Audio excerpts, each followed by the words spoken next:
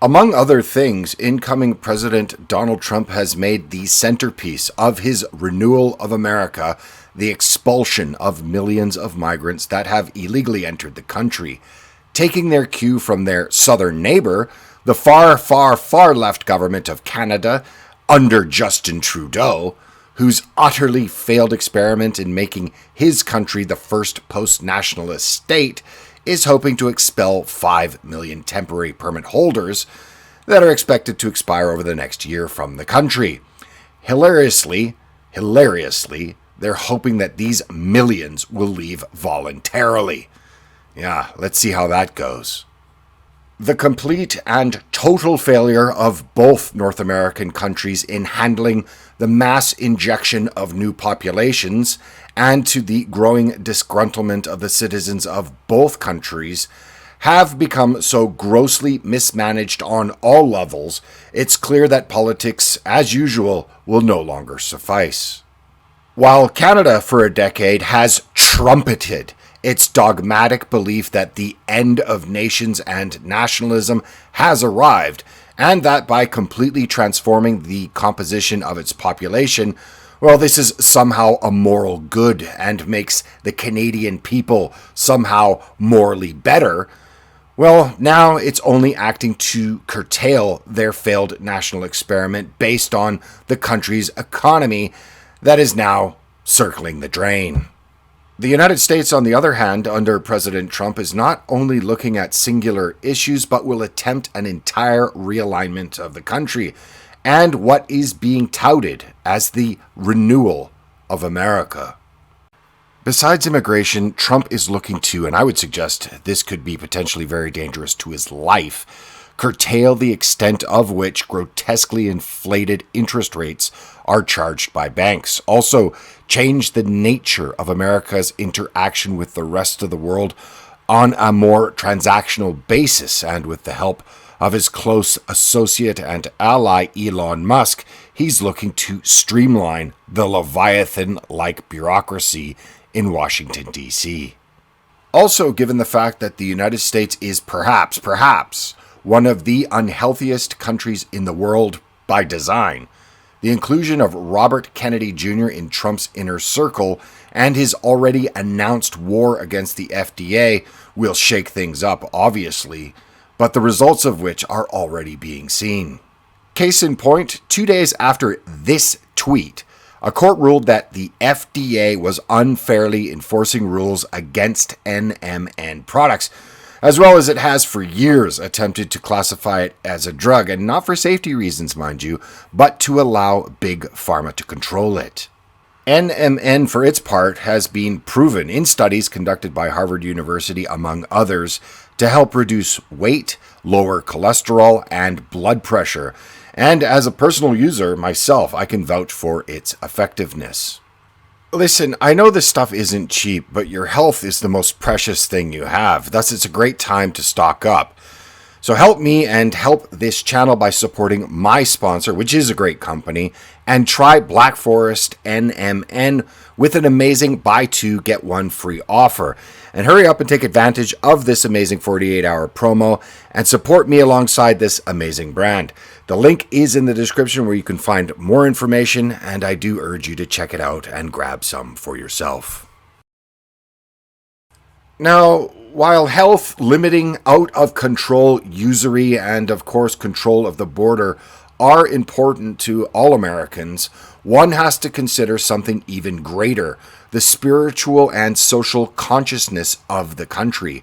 No matter what the issues that Trump and his inner circles attempt to rectify and or renew, the underlying understanding of what makes a nation, at least for the past 2 centuries, will be key to an actual national renewal.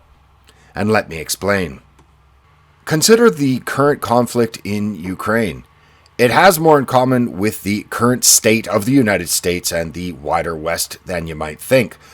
Most Ukrainians' ancestors, well, they had very little concept of Ukraine or Ukraine as a nation, and the same could be said about Russian serfs, as they had little to no concept of Russia, as the ruling czars were in fact largely of German origin, and often speaking French at court. What you have to understand is that modern nationalism, or the idea of the nation state, was largely created, at least in Europe, in the 18th and 19th century, and the United States, as an offshoot of Europe, or a colony of Europe, would be included in this. In fact, this is not solely a European affair. Similarly, in China, well, the country was ruled by several foreign dynasties, including the Mongols and the Manchus, showcasing how national identity and the idea of the nation state is anything but an entrenched idea. And this pattern was common across Western Europe as well. For example, Britain was ruled by the Normans after the 1066 conquest, and later by the Hanoverians, who were of German origin, with the likes of King George I, who could barely even speak English. Spain had Habsburg kings of Austrian origin for over a century, ruling during the height of its empire. Throughout Europe, before the rise of nationalism, dynasties and ruling elites often had little to do with the people or cultures they governed. The idea of the nation uniting under a shared identity, well, it's a relatively modern development. And before the rise of nationalism, common people had very little say and often very little concern about which lord or that lord collected their taxes. Nationalism as a widespread sentiment, well, it emerged alongside key historical developments. The age of the sail, the Industrial Revolution, and the rise of the middle class. These shifts increasingly tied the economic well-being of ordinary people to their nation's prestige, military strength, and productivity in a competitive global market. The advent of more accessible transportation, well, this also heightened the need to define and protect national frontiers and boundaries. Suddenly, large-scale movement of people became possible, raising concerns about the cultural impact of so-called foreigners from even relatively nearby regions. In response, nations began codifying borders and solidifying national identities to safeguard their cultural and economic interests.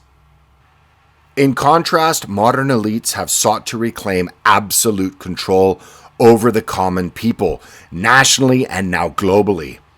By discrediting nationalism and promoting globalism, they have fostered open borders, often against the will of the majority in almost all countries. And why this is so important is that the shift from nationalism to globalism has undermined the mechanics that once allowed ordinary citizens to share in their nation's prosperity.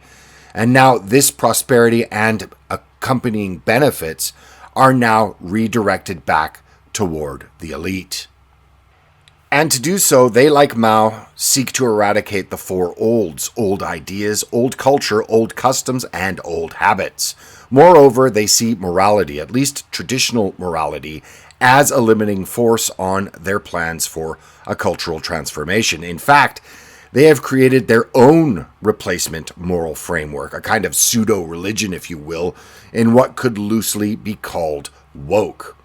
So why do you think, or why then do you think, that the largest pool of capital on the planet, BlackRock, is the main driver behind such things as DEI, as it doles out money to all manner of companies, but especially those that help set the cultural narrative and zeitgeist, those in the entertainment industry, companies like Disney. On the flip side, and socially, by embracing the idea of globalism, almost every nation, including the United States, has quite literally betrayed its young, especially young men. Currently, it's next to impossible for the average young man to find a loyal partner, have and raise children, let alone dream of ever owning a home, much less the idea of retiring. Put simply, the young have nothing invested in a globalized nation like the United States.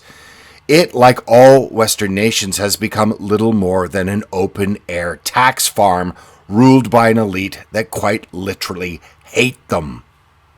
But sometimes nationalism is useful to the elite and is employed.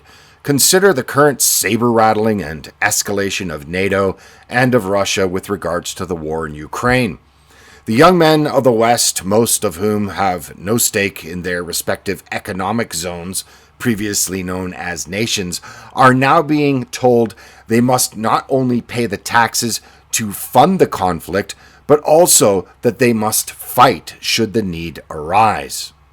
But if truth were told, what they would be fighting for, as so many have already died for, is to generate billions in profit for large multinational conglomerates that profit handsomely from this and any other conflict for that matter.